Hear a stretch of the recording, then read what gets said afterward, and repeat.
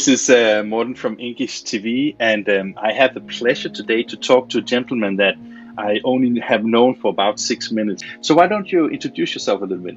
Sure. My name is Jeff White. I live in Pittsburgh, Pennsylvania now, and I work for the Print and Graphic Scholarship Foundation on a part-time basis.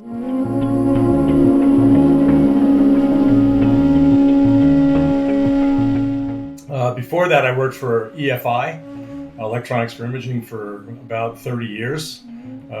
Came to them through several acquisitions, primarily working on the software side, on the MIS business, workflow automation, things like that. Actually got to live in England for a while. The company that I worked for was Logic Associates. They bought Covalent. They were the originators of the data collection system with a big keypad that, like a McDonald's keypad, people could key in what they were working on, things like that. And they had an office in England. When we acquired them, I took over that office back in the late 90s, and that was fun because I got to experience Europe for a while. Although I guess some of you guys don't consider England part of Europe. We on this side of the pond, we do. So, I mean, the bigger question, I think, is where do the British people see themselves? Are they Americans or Europeans or something on their own, right? Yeah, well, I think something on their own right now. What I like about your introduction here is also that, you say that you experienced being in Europe for some time. And I think that is actually some of the things that I appreciate very much about the industry, that, the global communities are getting tinier and tinier, and we have the ability to travel, and we have the under normal circumstances, and we have the ability to learn from each other. And you are, with the Scholarship Foundation, you are really involved in, if I say learning, that is a very essential part of your life, right? Yes. I think we need to do all that we possibly can in this industry to get people better educated and actually just even more exposed to the industry so they understand what they can do, what's available. One of our biggest struggles, probably the same in Europe, is getting people interested in the industry, because no one in high school goes home and says, "Hey, Dad, Mom, I want to be a printer." That's they still think of Gutenberg and people coming home with ink all over their hands, or even worse. Or even worse, the parents say, no, you can't be a rock musician and a printer, but you can be anything else, right? I'm actually both of those. Me too. Yeah. I saw your guitar on your LinkedIn page, so I thought I had to bring it up at some point. I have been playing keyboard and Hammond organ in rock bands forever. Wow. I love Hammond organ. My wife plays synthesizer. We have two of them down in our music room downstairs. It's funny because I think that one of the great things about having that combination of I used to work in the music industry before I joined the printing industry, and one of the reasons and one of the things I said to myself, convincing me going into the printing industry, was like, okay, it's both creative people, right? And I think that it is creative people that we see in our industry as well. And even though we see more Excel guys, it still seems to be a very creative and innovative business. And that is maybe one of the lacks of our own communication to new generations, that this is a very innovative and a very technology-based industry, right? Yeah, it's very much so. And it gets more and more complicated. With my history in the MIS side, everybody was trying to take touch points out of the workflow wherever they could. And that's great because we want to make things as fast and as automated as possible. But, whenever you automate something and try and make it simpler for the end user, the complexity on the backside is magnified in order to be able to make it simple on the front end, right? So that takes more and more talent. The printing industry needs more people with computer science majors, better marketing people, more marketing majors in the business, not just basically people that are going to be out, doing customer service, estimating, planning, or running a press or a digital output device. It's really expanded quite a bit. So. And in some countries, for example, in the US, and also I know there's other countries in the world, of course, taking like these masters and these educations is quite expensive, right? Oh yeah, the master's degree, a year of master's school here in the United States would be $50,000 US. Give or take a few. Sometimes it's a little more, sometimes it's a little less. So yeah, it's very, very expensive. If you go to 4 years at a private institution in the United States, you're looking at, $200,000, give or take, plus. Yeah. So it's an expensive proposition. So when families in the US are talking to their kids about education, they of course also look at the prospects work-wise and also life income and things like that. Is that something that, before we talk too much about what it is you do and how you fund young people, is that, do you think that is very important conversations around the dinner tables with the families in the US? I think it is. I guess there's two ways of looking at it. There's parents that say, "Hey, it's great you're going to school. What are you going to come out? What are you going to do? What's your plans for the future? How are you going to pay for this education in the long run if the parents can't afford to fund it?" Then there's the other side of the coin, and I kind of fall on either side. Go to school, take a liberal arts degree, maybe study history or something else, and then figure out what you want to do. And I don't know who ends up being more successful. I know when I went to Rochester Institute of Technology, one thing that was pretty assured there was that anybody that went to that school better know what they want to do when they come out, because the curriculum was laser focused on the industry that they were going into, whether that be photography, computer science, engineering, or graphic arts. So it's kind of a little bit different than other schools. When I visited the US for the very first time, I think I was 19 or 20, so that's many years ago. One of the surprises I had when I came, that was to San Francisco area.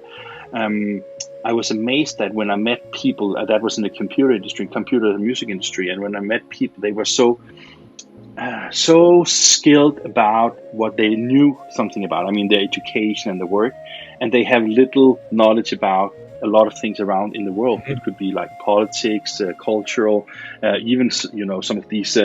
Sometimes you see these funny videos where people are trying to point out where is South America, for example. This kind of thing. And I was just wondering, do you think that maybe it's a leading question, but I was thinking that when people have to spend so much money on education, and when they have to be so razor focused, as you said, that actually puts a little bit away from the rest of the world, and then you become like a specialist in this, but you miss maybe the creativeness of understanding the cross cultures also of education. I think there's a lot of truth to that. In the United States in particular, people come out very focused, and their mindset is pretty much involved in the United States. It was kind of funny when we moved to England. We started watching BBC News, obviously. And it's like, there's this whole continent called Africa that nobody in the United States even knows about, and we've been watching BBC News. We still watch BBC News at night. It's like, man, there's all this stuff going on there. You never hear anything about it on the evening news, the national news here in the United States. Same thing's true pretty much for South America as well. We hear about Canada, we hear about Mexico, but that's pretty much the borders of our country. Yeah. Oh, we hear about the Queen. Whenever something happens with the Queen. We always have full coverage on what's going on in Windsor. Of course. Jeff, I was wondering, if you look back at your time at RIT and then you look at your career afterwards, I mean, have you been able to utilize your education fully in your career, or has it more been like a foundation? It's interesting. I when I was at RIT, I really focused on statistics, quality control, and color control, color theory. That was really what my mindset was. And then when I got hired, working at Travelers, I worked in their estimating department for a while. Then I moved into customer service for 3 years and managed accounts for them. And then the one thing that Travelers had was they had a research and engineering department inside the printing operation. And there were 5 of us in there, and our job was to look at new technologies, new methodologies, and figure out how to apply them in our operation to save time and money. So I did that, and just by happenstance, my boss at the time, a guy named Jim Henderson, said, you should go for your master's degree because they're going to pay for it. And I said, oh, sure, why not? So I went to Rensselaer RPI for about 3 years, I think, to get my master's at night. They had a school in Hartford, Connecticut. And while I was there, I took it was computer science management curriculum that I took. And when I'm back at Travelers, we put a new MIS system in, Logic, and I stuck my hand up and said, hey, I'd like to work on that. I had used the first PC that we had in the office and figured out how to use that and wrote some programs and stuff to handle material safety data sheets. So I really kind of started morphing into more computer stuff. And I think what helped me the most was moving into the computer stuff was the fact that I understood the printing process, and I understood what was required for printing, and it wasn't your typical like SAP implementation for manufacturing. You know, printing is very, very much different. So that really helped me, and I did such a good job implementing it. Logic stole me and hired me to work for them, and that's how I kind of moved over and I did a bunch of different things. I was with them from '92 up until about a year ago when I retired. And I don't think I did the same job for more than 3 or 4 years with them. I don't know if that was a good thing because they kept moving me up or they didn't know where to move me out of, you know. But I did sales, you never know, I right? did operations, I did a little bit of everything with them. And so back to your question, I think the foundation that I got at RIT really has not, I don't think I really drifted from it that much. It's always been the underlying core of what I've done and what I've worked on. The reason I'm asking is because I think that, you know, my son, he is 16 and is going to high school now after summer break, right? And you know, today young people are sometimes, I wouldn't say forced, but forced by themselves and the societies to very early on choose a career path, right? And I think it must, as you know, I mean, you and I probably can almost not remember our age of 16, but you know, if we try hard, we knew that there was other things that were more important than school, right? Yeah. Rock and roll, for example, right? And Yeah. and I was just thinking that, you know, when I asked you about the foundation, I was just wondering because when we have young people that, and especially in the US where the educations are very expensive, the direction you take early on in your life drives your direction of your professional career. So you need to have as good as advice as possible in order to make the right choices, right? Yeah. I think, you know, it's somewhat generational too. I think, you know, my generation, your generation, we thought about going to work for a company and staying with the company for as long as we possibly could, right? And get a pension, 401k plan, you know, retirement, et cetera. You know, it's a lot different now. There was actually a guy interviewing on the radio yesterday asking people how long they worked at the same company. And the older generation, like me, they were all there, you know, 20, 30, 40 years at the same company. Some even were more than that. But you talk to somebody that's in their 20s and 30s, and, you know, they'll work for a company for 3 to 5 years, and then it's time to do something else and go move on somewhere else. I think that, and there's 2 reasons for that, I believe. One is that organizational structures have been so flattened over the years. You know, you don't have president, 3 vice presidents, executive vice president, senior vice president, directors, assistant directors, you know, and then somewhere about 5 layers down are people that do the work. So now you've got, you know, your boss, and you know, I remember back in the day, management classes, you know, direct span of control should be no more than 5 to 7 people, right? Well, in most cases now you're seeing 14 people report to somebody. So the chances of upward mobility inside your organization I believe, are less than they might have been 20 or 30 years ago. You know, where you had a defined career path that you can move to. So people move to other jobs, and, you know, they try that for a few years and they move on. And let's talk a little bit about your foundation, because one thing is that you of course ask donors to donate money for having the ability to grant scholarships. How difficult is that? Surprisingly, it's actually not that difficult. It's very easy to ask them whether they get the money or not. That's a whole other story.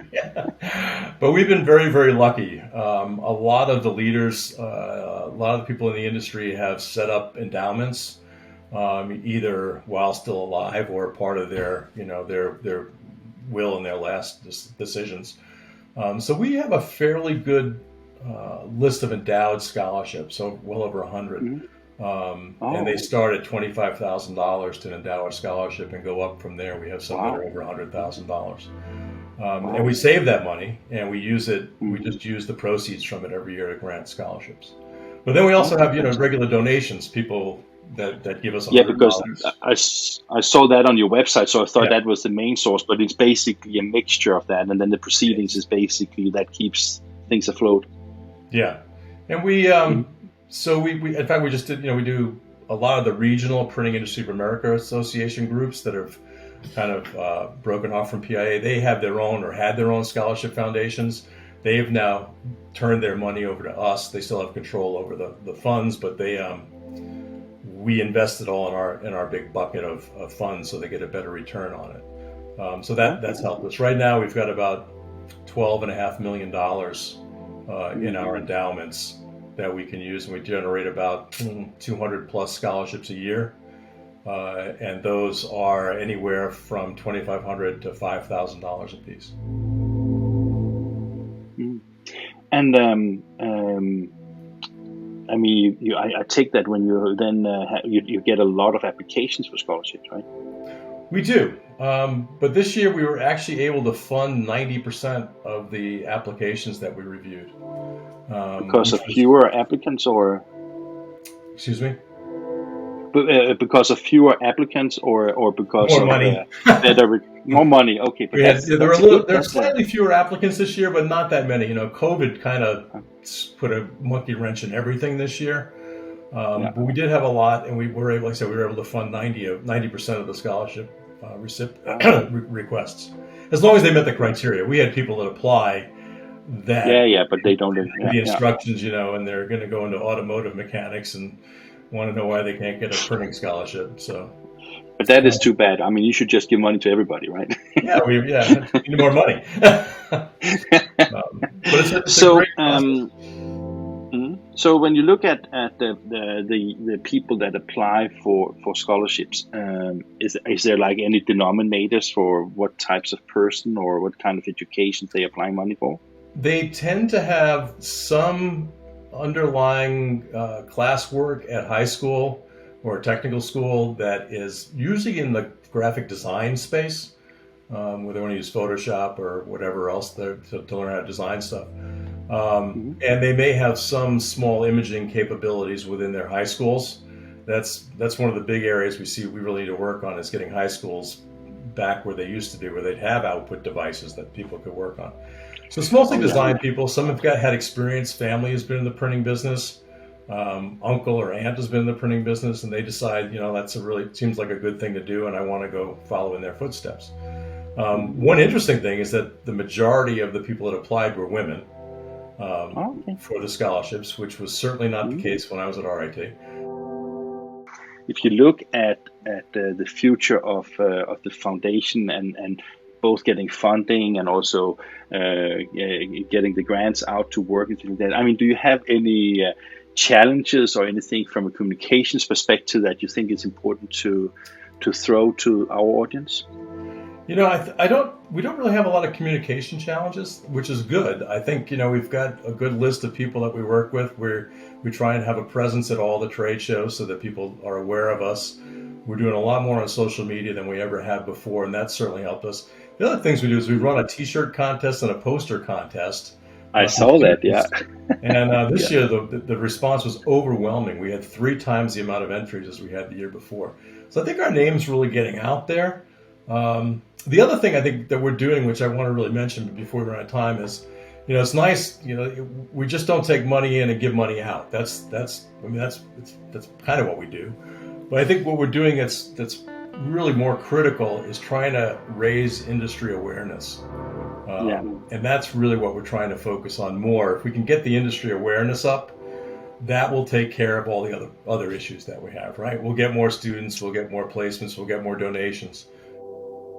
Jeff, I really want to thank you for taking time to talk to me, and I wish you all the best. And if we can do anything to support your mission, please reach out to me.